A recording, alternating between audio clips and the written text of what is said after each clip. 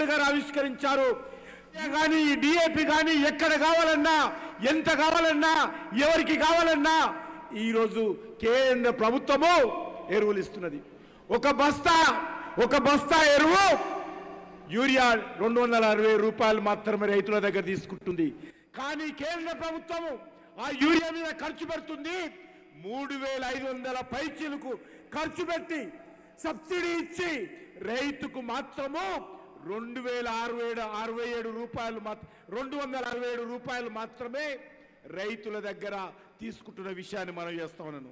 అంతేకాదు ఈరోజు మన తెలంగాణలో రామగుండంలో ఫెర్టిలైజర్ పరిశ్రమ పెట్టి నరేంద్ర మోడీ గారే ఫౌండేషన్ వేసి నరేంద్ర మోడీ గారే ఆ ఫెర్టిలైజర్ పరిశ్రమకు ప్రారంభోత్సవం చేసి తెలంగాణ రైతులకు ఆ యొక్క రామగుండం ఎరువుల పరిశ్రమను అంకితం చేసినటువంటి వ్యక్తి మన ప్రియతమ ప్రధానమంత్రి నరేంద్ర మోడీ గారు మనం చేస్తా ఉన్నాను. అంతేకాదు మనకందరికీ తెలుసు ఈరోజు అనేక రకాలుగా రైతులకు సంబంధించి ప్రధానమంత్రి కిసాన్ సన్మాన్ నిధి పేరుతో ప్రతి రైతుకు సంవత్సరంలో 3 సార్లు అకౌంట్లో డబ్బులు వేస్తున్నటువంటి ప్రధానమంత్రి నరేంద్ర మోడీ గారు బీజేపీ ప్రభుత్వం అని ఈ సందర్భంగా మనవి చేస్తూ, సమయం తక్కువగా ఉంది కాబట్టి పెద్దలు అమిత్ షా గారు మాట్లాడతారు కాబట్టి మేము ఎవరం కూడా ఎక్కువసేపు మాట్లాడకుండా ఒకటి మాత్రం మనవి చేస్తున్నాను. ఇది తెలంగాణ రాష్ట్రానికి సంబంధించి, తెలంగాణ రైతాంగానికి సంబంధించి, అది ఎరువుల విషయంలో కావచ్చు, విద్యుత్ విషయంలో కావచ్చు, లేకపోతే పసుపు ఓటు విషయంలో కావచ్చు, ఏ విషయమైనా సరే నరేంద్ర మోడీ గారి ప్రభుత్వము తెలంగాణ రైతులకు అండగా ఉంటుంది, తెలంగాణ ప్రజలకు అండగా ఉంటుంది. నేను ఈ సందర్భంగా మనవి చేస్తున్నాను.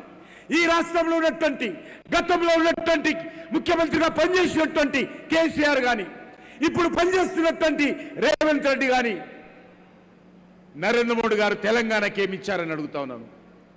ఈరోజు సాక్ష్యము రేవంత్ రెడ్డి గారు మీ ప్రభుత్వం ఉన్నప్పుడు చేయలేదు. 10 సంవత్సరాలు యూపీఏ ప్రభుత్వం ఉండి మన్మోహన్ సింగ్ ఉన్నారు, మీరు చేయలేనటువంటి పని ఈరోజు నరేంద్ర మోడీ గారు బీజేపీ ప్రభుత్వము నిజామాబాద్ రైతులకు అద్భుతమైనటువంటి కానుక ఈ యొక్క పసుపు బోర్డర్ ఈ సందర్భంగా మనం చేస్తా ఉన్నాను. కాబట్టి భవిష్యత్తులో కూడా అన్ని రకాలుగా తెలంగాణ ప్రజలకు భారతీయ జనతా పార్టీ నరేంద్ర మోడీ గారి ప్రభుత్వం అండగా ఉంటుంది.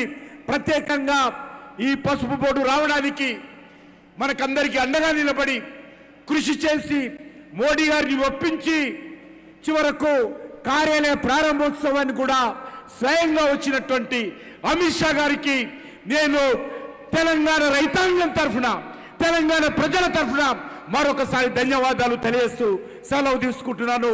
భారత్ మాతాకి జై జవాన్, జై జవాన్.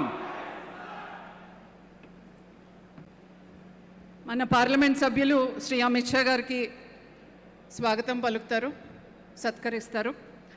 श्री अमित शाह जी भारत सरकार के गृह एवं